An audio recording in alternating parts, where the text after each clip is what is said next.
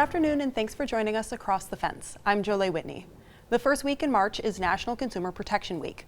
This week is set aside by the Federal Trade Commission, or the FTC, to help people understand their consumer rights and avoid frauds and scams. Our guest today is Vermont Attorney General Charity Clark. She's here to talk complaints, specifically complaints made by Vermont consumers about home improvement, cars, and retail. And so before we dive into what Consumer Protection Week is, can you tell me a little bit what the difference between a complaint and a scam is? Yes, we refer to scams as those transactions which are by criminals. They are literally just trying to steal your money. There's nothing legitimate about them. Complaints are received by our office by consumers who are interfacing with actual businesses who are legitimate. So that's the contrast. And what is Consumer Protection Week?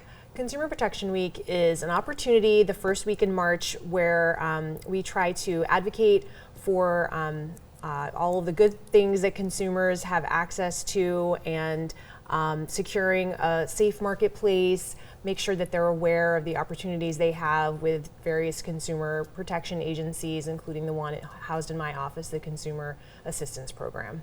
Yeah, can you tell me a little bit more about that, what your office does to help consumer protection? Sure. Well, tell you about the Consumer Assistance Program? Yes, absolutely. Right. So that's a partnership that we've had with the University of Vermont for over 40 years. It's located at UVM, and it has a staff of people and students. Students take a class, and they help consumers who call and have a consumer type complaint. That might look like a concern about identity theft or making a scam report, or they have a complaint against a business that they have done business with and they feel that they were treated unfairly in some capacity. And we use a letter mediation service to try to resolve those differences. We also, in my office, have a consumer unit that has lawyers who are enforcing the Consumer Protection Act. And the other thing that we do is outreach and education. You know, you see me on here talking about scams and trying to teach people how to protect themselves from scams and from other unfairness in the marketplace. And we're always happy to have you on. Thank you, I love being here. And you announced a top 10 consumer protection, consumer complaints, I should say. Yes. So why don't we go through a couple of those? I believe the first one is motorized vehicles. Can you tell me what that looks like? Well, we always see this one near the top. And the reason why, I think, is because cars are so expensive. So if you lost $25 to some, a scammer or against a business of some capacity, you're not necessarily going to be motivated because it's a small amount of money in the grand scheme of things, but cars are very expensive. When things go wrong, or if you buy a car that later turns out to be uninspectable, you're going to pick up the phone and try to get some relief there. So that we always see number one. The number of complaints is significantly higher for that than even number two. So it is, far and away our biggest complaint that we see, and we see it at the top, every year. In addition to the concern about a failure to pass a state inspection, we might hear about defective merchandise or unsatisfactory service or repair is another popular complaint that we get under the motorized vehicle category. And for so many people, a car is their livelihood. Oh, especially here in Vermont. Mm-hmm. I mean, we don't have a lot of public transportation, but particularly outside of the urban area, the urban areas like Burlington or Rutland, we really don't have anything to speak of. The car is incredibly important to get to work, get to school, all of it. And number two is home improvement scams, and we'll jump into that a little bit more later. But number three stood out to me. That's retail, which seems kind of general, but can you tell me what that would look like? Yeah, this we have a lot of, it's a catch-all category. So we can hear about things like, I was supposed to be able to return this, this isn't with the refund policy that I was expecting. I mean, retail is a great catch-all because, of course, we're talking about the marketplace, and that's pretty much the marketplace is, retail and services. So, and some of it is unsatisfactory services related to this category as well. And something that, like you were mentioning with cars, can be pretty expensive and is also on the list is the health and medical component. Can you tell me about that? Yeah, we see this one with an excessive estimate or charge. Another unsatisfactory service in this area, failure to deliver. So you promised me this medical device and this isn't what I expected or what you promised. Those kinds of complaints would fall in that category.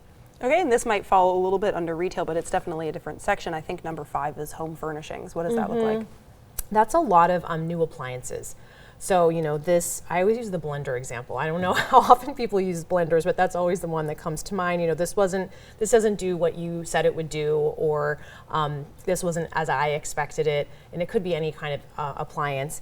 And appliances can be very expensive as well. A refrigerator, once you get big, and those can also come our way, and we use the letter mediation service to try to resolve those. Yeah, so it sounds like a lot of the complaints you're getting are when it's really impactful to somebody. They're not submitting something for like a mild case. I mean, sometimes they do, but when you see these themes, they tend to be those higher impact cases. Autos, home improvement, of course, can be very expensive. Appliances can be very expensive. With the medical devices, those just can be very impactful because medicine is so important to our functioning. I'm thinking of dentures and things like that, which are critical. So of course, you're going to pick up the phone and try to resolve that and get our help.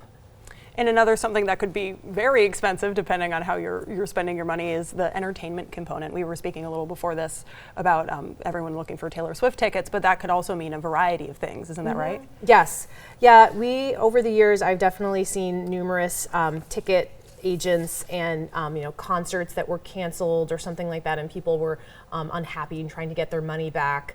And again, that's not, oftentimes those tickets can be kind of expensive. It's not like a car or a new deck or something, but they are worthwhile for people to pick up the phone. And also we're excited to go to these things, and people are really disappointed. And that kind of exacerbates things. They want answers. They want to, pick up the phone and get some help there, because it's so frustrating that the whatever, event did not happen is frustrating for them. So they'll reach out to us.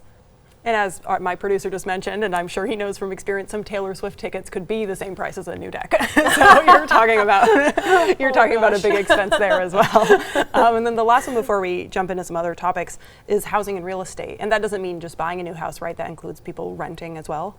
Yes, we try to help folks with landlord-tenant issues, and I wonder if we do that more than we otherwise would if we hadn't been located at UVM, and we have our students who take a class called Consumer Law in Action. And so through them, we see a lot of landlord-tenant issues come up, and we're located in Burlington, of course, where UVM is, and we want to be a resource. So we do a lot, we definitely receive calls in that arena. Some of those end up being a referral to, housing agencies, but it's also warranty of habitability issues come up, and we always want to be helpful and support someone who's going through that kind of an experience. And was there anything surprising about this list compared to years past? Well, there aren't any surprises in terms of what made the top 10. These are all very familiar themes, but we did have some new information, new outcomes. And the first is our home improvement recoveries are much higher. I'm really pleased about that, because we hired a home improvement specialist, Gabriel Taylor Marsh, who was on this program with me pretty recently, and I was very thrilled to see how effective he has been in getting recoveries for Vermonters. I have it, it's $400,000 he has recovered, and that's incredible. It's only been, I think, a year, maybe a year and a half that we've had that position, so it's just thrilling that it's been so successful. The other difference from previous years is the amount of money that we have recovered is much higher. It's almost $2 million that we have recovered for consumers. And I will say that I think we have made improvements to systems that have just made us more efficient, more effective, and more successful at helping consumers get money back. So that has been wonderful. And I'm going to take the opportunity to emphasize that this is a free program. You don't have to pay anything for this service to have us try to help mediate these complaints. So if someone's listening and they have a consumer complaint, they should absolutely contact the Consumer Assistance Program. Absolutely, there's nothing to lose. Yeah, right. And were there any other areas you wanted to highlight when talking about consumer? Yes, I want to highlight number 10 on the list, and that is fuel.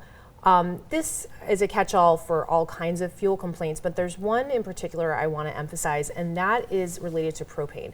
Here in Vermont, we have really robust propane laws and rules to protect the consumer, and I just wanted to highlight those. Under Vermont law, propane sellers are prohibited from charging a minimum usage fee, charging a fuel for fuel that's not actually delivered, so a fee for fuel that's not actually delivered, requiring a minimum annual minimum purchase of fuel, except as part of one of those guaranteed price plans you kind of sort out in the beginning of the winter, or charging any fee related to termination of service if the tank has been on the premises for longer than a year.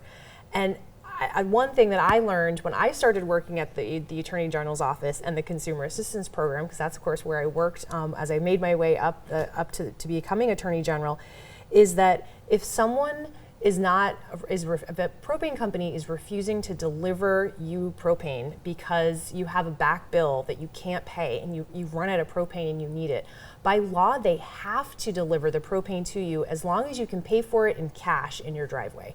And so everyone should know that information. And propane fuel dealers take on a really important role here in Vermont. We're grateful to them. There are rules to protect consumers, and they're delineated very clearly, and of course we're always a resource. But I wanted to just give you the statistic. Last year we responded to 71 intake inquiries from fuel providers and consumers about the propane rule that we have here. $34,000 was recovered by the Consumer Assistance Program.